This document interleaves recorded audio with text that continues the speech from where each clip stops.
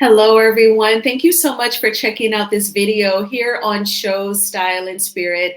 I am Ebony, of course, and as you can see from the title of this video, we will be talking about a couple of serious topics, including the rumors of on-air talent over at Love and Marriage Huntsville going to HR reps with the OWN network, and what that means when on-air talent reaches out to a network's human resources department.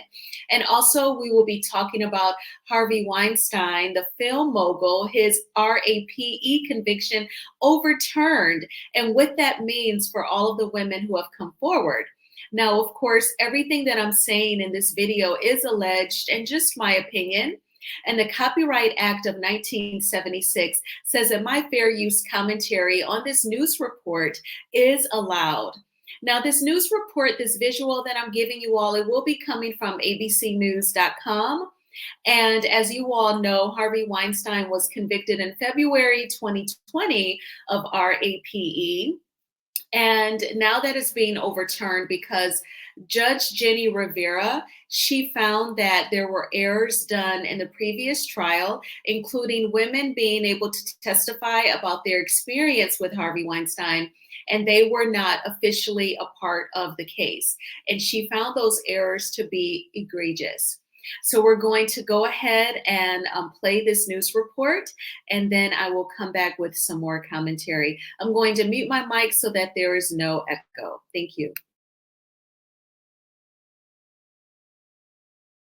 We want to take you to New York now, where the state's highest court has overturned the rape conviction of movie producer Harvey Weinstein. The New York Court of Appeals finding the trial judge prejudiced Weinstein with improper rulings, including a decision to let women testify about allegations that were not part of the case. Weinstein was a well-known, powerful man, as you know, within the entertainment industry, and prosecutors say that he abused his power to take advantage of a number of aspiring female actors, like to coerce them into unwanted sexual encounters. Weinstein was arrested in 2018 and charged with rape and criminal sexual assault. He was found guilty in 2020 of both those felonies. Prosecutors say the testimony of those women, other than those whose claims form the basis of the criminal charges, spoke to Weinstein's state of mind to use forcible compulsion. Spokesperson for Weinstein saying they are happily surprised and studying the ruling that Weinstein is also convicted of sex crimes in Los Angeles and sentenced to 16 years in prison there. Because he's already convicted in California, he will not be released, but instead transferred to the custody of prison authorities in California. There's a lot to discuss here. Let's bring in our contributor and former NYPD Chief of Detectives, Bob Boyce, also our legal contributor, Brian Buckmeyer. Bob, first to you. I mean, you were the lead investigator on this case against Weinstein there in New York. What is your reaction to this decision? It's discussed mostly. We put a lot of work into this thing, and when you look at it, this was a strategy that's got this overturned, not the witnesses. They found them credible and did a great job in heroic stand on testifying against Mr. Weinstein. So it's a difficult time for them to do it. They're going to have to do it again, and it's not fair to them to go through all that, testimony in that public glare. But that's what's going to happen. So everybody's very upset in New York right now about this. Brian, what do you think? I mean, what played into this appeals court decision, you think?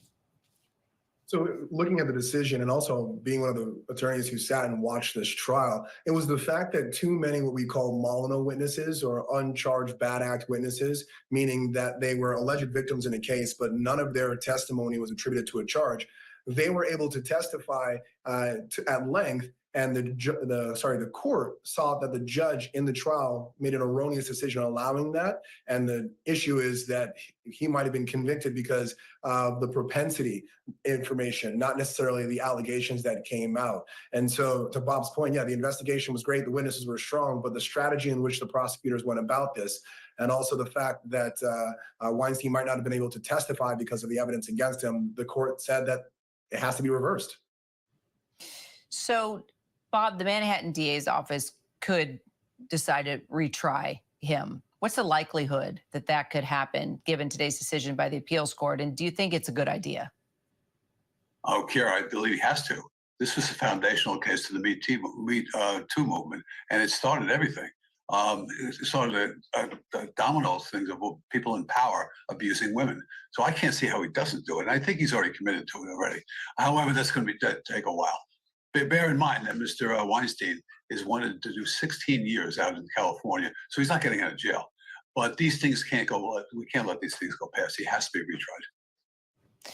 Brian, if you were on the case, and if we do see a retrial, and that was you having to make an argument in court this time around for Weinstein, I mean, what happens? What does he say? Well, I think the argument is that the number of uncharged witnesses or uncharged alleged victims that testified was too high. So now, from a defense standpoint, it's a reevaluation of the case. To Bob's point, the victims, and we'll call them victims, even though the case was overturned, and because they were found to be victims by the jury, they were believed. And so the question becomes: will their testimony lack any kind of strength because they won't have 4 other women that are also going to testify in a similar way? Or will you have a potential defense here because there may be fewer alleged victims testifying? It looks a little bit better for the defense here, but the only question is how much better? All right, Bob, Brian, appreciate it. Thanks so much.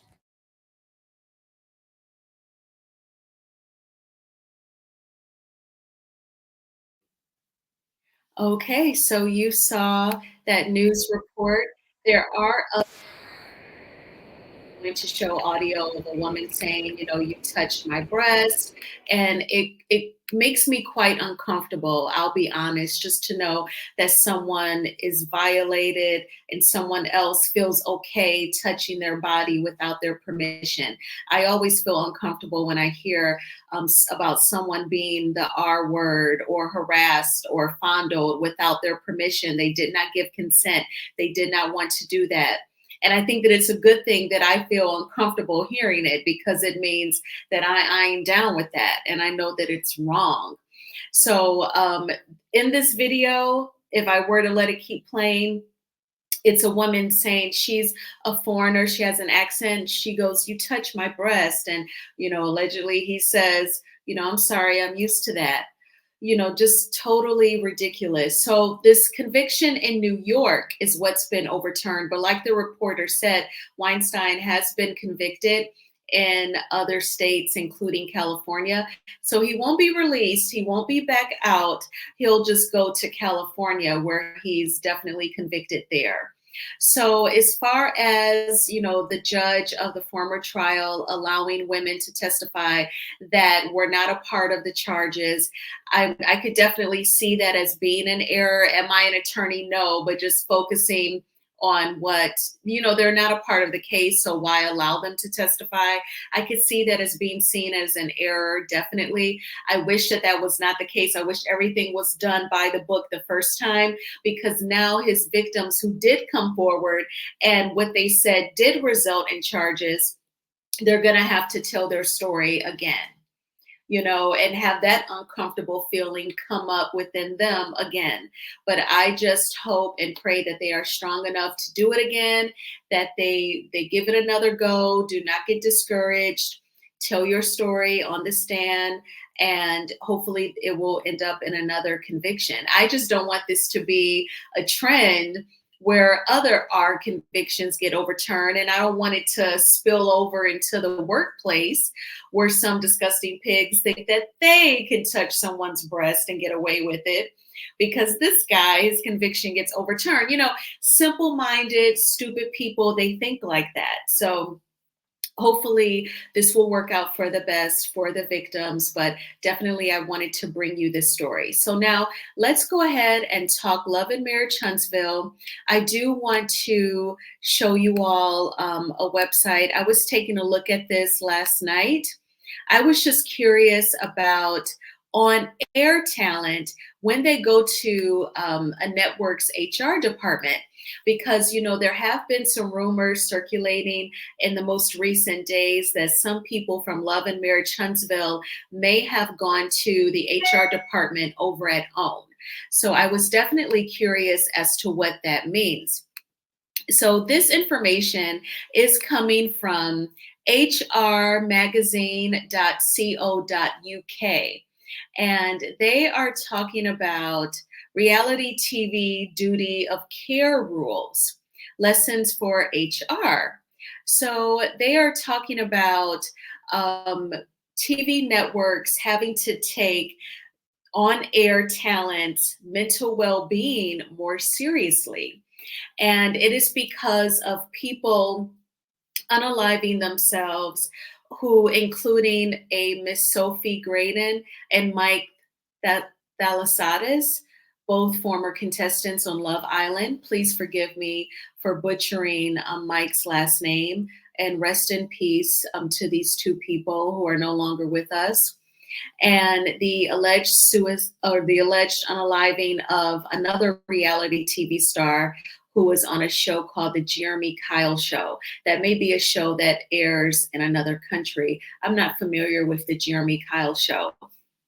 But in any event, because of these unfortunate passings, TV networks, they do have to take people's mental well-being more seriously. So there is this term of duty of care rules. So there is some sort of entity, OFCOM. They've proposed two new rules that to ensure that people who are on TV and radio shows are properly looked after by broadcasters. One, meaning due care must be taken over the welfare, well-being, and dignity of participants in programs. And participants must not be caused unjustified distress or anxiety by taking part in programs or by the broadcast of those programs. So I want to read that second one again. Participants must not be caused unjustified distress or anxiety by taking part in programs or by the broadcast of those programs. What I initially thought of when I was reading over this article last night was an event that Stormy put together that I believed will be filmed for Love and Marriage Huntsville. And producers tried to get Melody to attend the event, and allegedly Martell was there also. And they all know, because the show season 7, which premieres on May 4th, episode 1 is going to deal with Martell's arrest for the charges allegedly in relation to Revenge P. So that type of intensity and tension between two people, why try to get them to film together? There's plenty of opportunity, plenty of other cast members for both Melody, Cherie, and Martell to film where they don't have to do it together, after he was just arrested. So that second bullet point, that second rule of duty of care definitely made me think of Melody. Now, also, there was definitely some more information that I wanted to share. So in the television industry context, there would be new rules that would require all broadcasters to review their processes from start to finish to ensure they are meeting their enhanced duty of care. So now the question would be, does the OWN network, do they have some sort of duty of care procedure already in place for their on-air talent? And if not, they need to put something in place ASAP right now as we speak. So with this duty of care, there's a few different moments in time where the networks would maintain the on-air talent's mental well-being. There is pre-production, understanding in-depth background and medical checks. When I read this, I said, oh my gosh. So they're saying before there's even filming for a show, do background and medical checks. Is there like a violent history? Is there a criminal history? Medical checks. Of course, I thought what you thought of, the psychiatric evaluation, right? That would totally fall in line with this. And there would be risk assessments to conclude those background and medical checks, particularly in relation to mental health and well-being.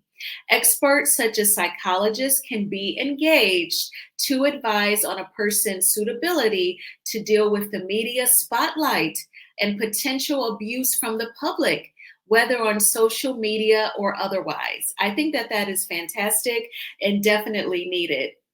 And then the duty of care would also take place during production, providing support and counseling with participants able to privately raise their concerns. Editorial and production techniques will need to be reviewed and assessed for the potential to cause unjustified distress and anxiety.